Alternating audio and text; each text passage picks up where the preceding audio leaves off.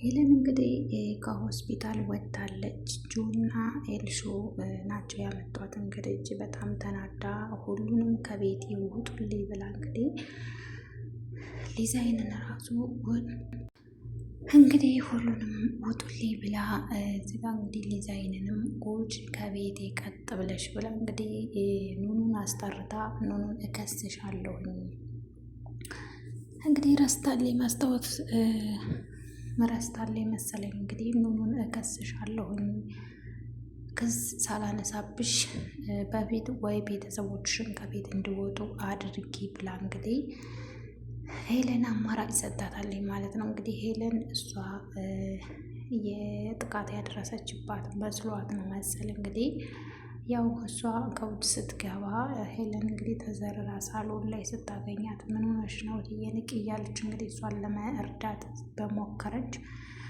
ሄለን እንግዲህ በዛን ሰዓት ያው ብዙ ደም ፈሷት ስለነበር ማስታወስ አልቻለችም። ኑኑም እንግዲህ ከደረጃ የሮጠች ስትሄድ እንግዲህ እናቷ ወርቃ ስታያት እና ደንግጣ ምንድን ነው እናቴ ምን ሆና ነው እያለች እንግዲህ እናቴን አንቺ ነሽ አይደል እንደዚህ ያደረግሻት የገደልሻት አንቺ ነሽ ብላ እንግዲህ ኑኑን በትራስ አፍናት ነበረ።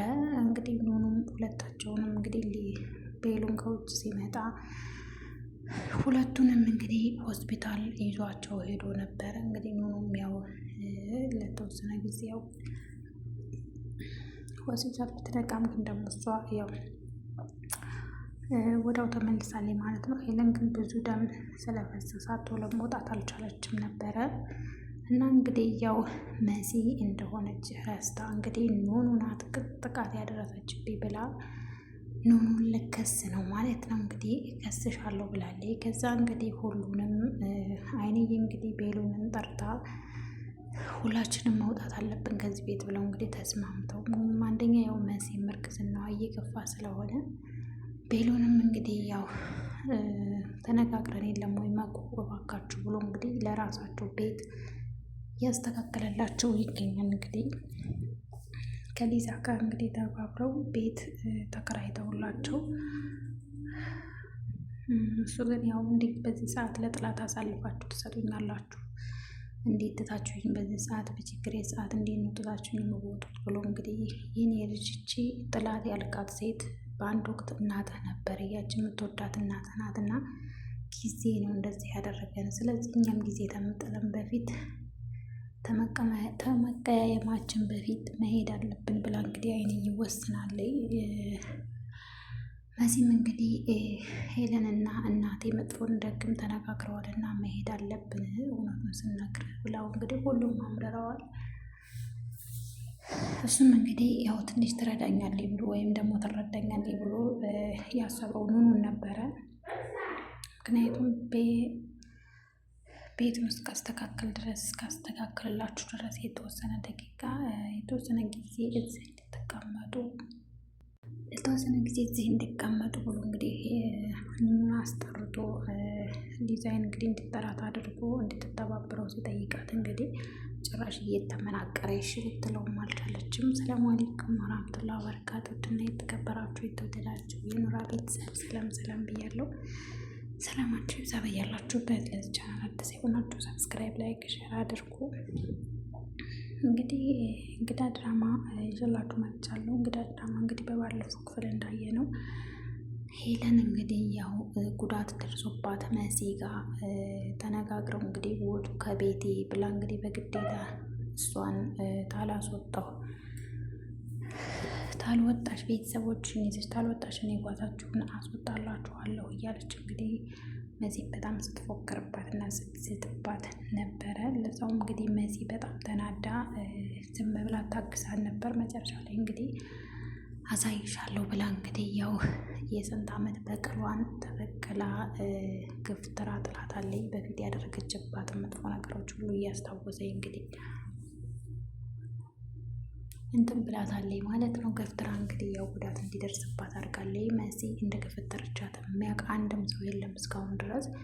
እዛ ቦታ ላይ እንግዲህ የተገኘችው ኑኑ ስለሆነች አሁን እንግዲህ ተጠርጣሪ ኑኑ ናት ብላ ኑኑን እከስሻለሁ እያለ እያስፈራረቻት ነበረ። ከዛም እንግዲህ ቤሉንና ሊዛይን አንስተው ወደ ሆስፒታል ወስደው አሳከመው። እንግዲህ እዛው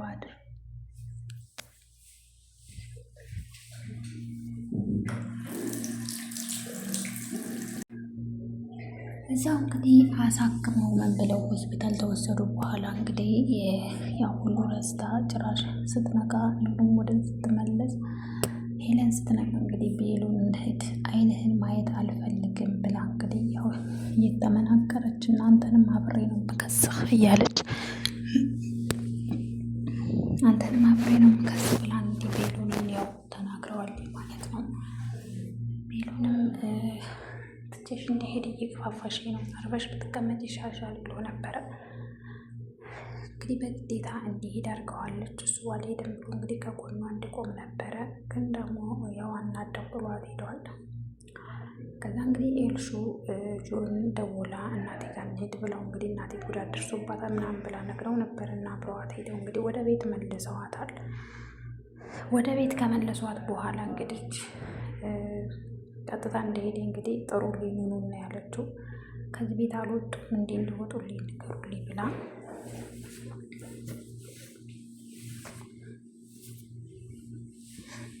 ወንድሙ እንግዲህ የምታውቀው ነገር የለም። በማታውቀው ነገር ነው እንደዚህ ውስጥ እየገባችሁ ሁሉ ራሱ በጣም ነው የሚገርመው ማለት ነው። ምክንያቱም ነው በማታውቀው ነገር ወጥመድ ውስጥ አስገቧት። ከዛ እንግዲህ ከስሻለሁ አለበለዚያ ደግሞ ቤተሰቦች ይዘሽ ውጪ ብላታለች። መውጣቱን እንወጣልሻለን ከቤት ግን ደግሞ እኔ ምንም ነገር እንዳላደረስኩብሽ ማወቅ አለብሽ እና ምንም ነገር እንዳላደረግኩብሽ ማወቅ አለብሽ ብላት ነበረ። በፍጹም ልታምናት አልቻለችም። መርሳት ጀመረሽ አልመሰለኝ ሳስብሽ ብላለች። እና እንግዲህ ያው መሲ እንደሆነ ማንም አያውቅም። አይንዬም እንግዲህ ቤሉንን ጠርታ የኔ ልጅ እንግዲህ ያው ልንሄድ ነው ብላ መኩዬን ንገረው ብለው ነበር። መኩ መናገር ያው አልቻለም። መሲ እንግዲህ ያው ቤሉንን ምንም ስነግርህ ያው እኛ እዚህ ቤት መቀመጥ አንፈልግም ልንሄድ ነው፣ እናቴና ሄለን መጥፎ ደግ ተነጋግረዋል እና ልንሄድ ነው ብለው እንግዲህ ያው በጣም አዝኖ ነበር ቤሉን። ለዛም እንዴት ትታችሁ ትሄዳላችሁ በዚህ በክፉ ቀን፣ በዚህ በመጥፎ ቀን እንዴት ነው ወስዳችሁ የምትሄዱት ብሎ እንግዲህ ያው ትንሽ አዝኗል። ደግሞ እንድትሄዱ ተቀመጡ ብዬ አላስገድዳችሁም፣ ግን ደግሞ የተወሰነ ጊዜ ስጡኝ ብሏል። እንግዲህ ምክንያቱም ቤት ሊከራየላቸው ነገሮች እስካመቻች ድረስ ትንሽ ጊዜ ስጡኝ ብሎ ነበር። አይ አሁን በኋላ ውሳኔያችን ያው አንድ ነው፣ ምንም ልናደርግ አንችልም ብላ አይንዬ ያው በጣም ተናዳለኝ ማለት ነው። ምክንያቱም ያው ብዙ ነገር ስለተናገረቻት ሄለን በጣም አዝናለኝ በቀደሙ። ከዛ እንግዲህ ማቆ በቀደም ተነጋግረን የለም እንደቆይ እንዴት ነው በዚህ በክፉ ቀን ጥላችሁ ለጥላት ደስ ይበለው ብላችሁ ጥላችሁ የሚቀዱ ሲላት እንግዲህ የኔ ልጅ እቺ ጥላት የምትላት በአንድ ወቅት የምትወዳትና የምታከብራት እናት ነበረች። ጊዜ ጥሎህ ነው ዛሬ ጥላት የሆነችብህ እያለች እንግዲህ አይንዬም ያው ምክር እንትን ብለዋል። ከዛም እንግዲህ ያው ከሊዛ ጋር ተመካክረው እንግዲህ ያው ቤት ተከራይተውላቸው ያለው አማራጭ አሁኑኑ ትረዳኛለች ብሎ ሂጂና እንጂና እናናግራት ብሎ እንግዲህ ሄለን እቀስሻለሁ ብላ እንግዲህ ምኑን ያው እንትን እያለቻት ነበር። ህዳ ጠርታ እንግዲህ ወደ ሳሎን ወስዳት ቤሉን እንግዲህ ሲያናግራት እባክሽ እና አይንዬ ልሄድ ነው እያለች ነው እና እኔ ደግሞ የሆነ ቤት አዘጋጅላቸዋለሁ ያንን እስክጨርስ ድረስ ለተወሰነ ጊዜ እንዲታገሱኝ እንድቀመጡ አግዢኝ ሲላት እንግዲህ በጣም ነበር ያበዛችው እየተመናቀረ እንግዲህ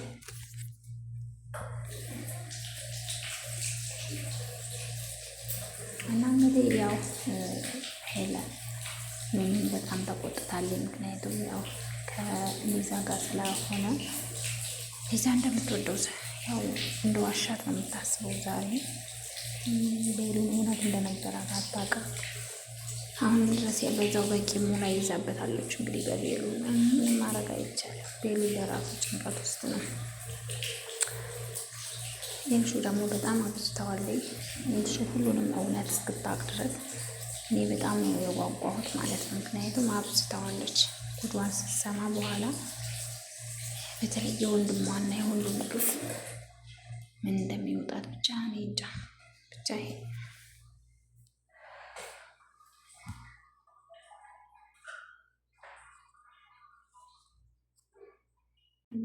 ትንሹ ግፍ